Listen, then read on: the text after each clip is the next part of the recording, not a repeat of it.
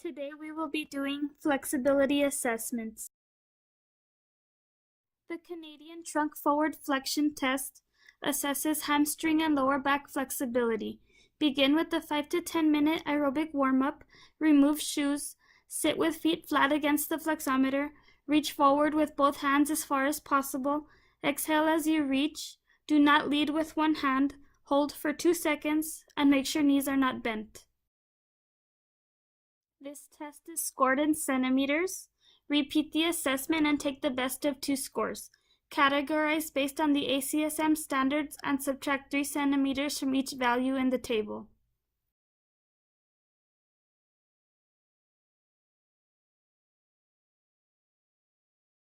Here I removed my shoes, put my feet up against the flexometer, reached out with both hands, exhaled on the reach, and held it for 2 seconds. This is the classification chart for the Canadian Trunk Forward Flexion Test. You have to subtract 3 from each value in the table. My results were 27.5 centimeters, which puts me in the fair category. The YMCA Sit and Reach test assesses hamstring and lower back flexibility.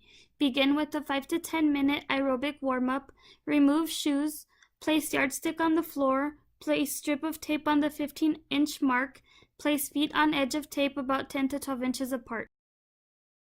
Reach forward, do not lead with one hand, exhale as you reach, hold for 2 seconds, make sure your knees are not bent, test is scored in inches. Repeat the assessment and take the best of 2 scores and categorize based on the ACSM standards. Here I performed my YMCA Sit and Reach test and held it for 2 seconds. This is the classification chart for the YMCA Sit and Reach test. My results were 13.5 centimeters, which puts me at well below average in the 10th percentile. The chair sit and reach test is ideal for older populations and assesses hamstring and lower back flexibility. Begin with the 5 to 10 minute aerobic warm-up. Sit at the edge of a chair 17 inches in height and placed against wall. Shoes do not need to be removed. Extend one leg with foot dorsiflexed. Keep untested foot flat on the floor and keep your head in normal alignment. Reach forward. Do not lead with one hand. Exhale when reaching. Hold for 2 seconds. The test is scored in inches. The space between the big toe and fingertips is a negative score. If fingers pass the big toe, it is a positive score. Touching toes is scored at 0. And repeat the assessment and take the best of 2 scores. I sat at the edge of the chair, extended my right leg, reached out, and held it for 2 seconds. Then I switched to my left leg, made sure my right foot was flat on the floor, reached out again, and held it for 2 seconds. The Thomas test assesses hip flexor flexibility. Begin with the 5 to 10 minute aerobic warm-up.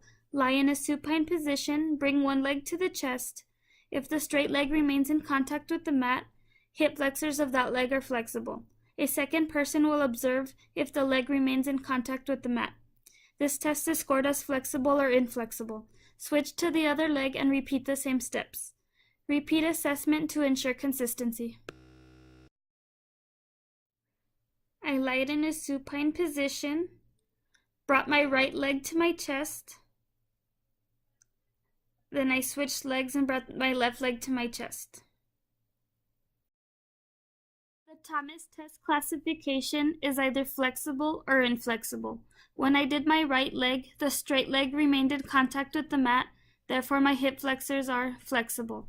When I did my left leg, the straight leg remained in contact with the mat, therefore my hip flexors on that leg are also flexible.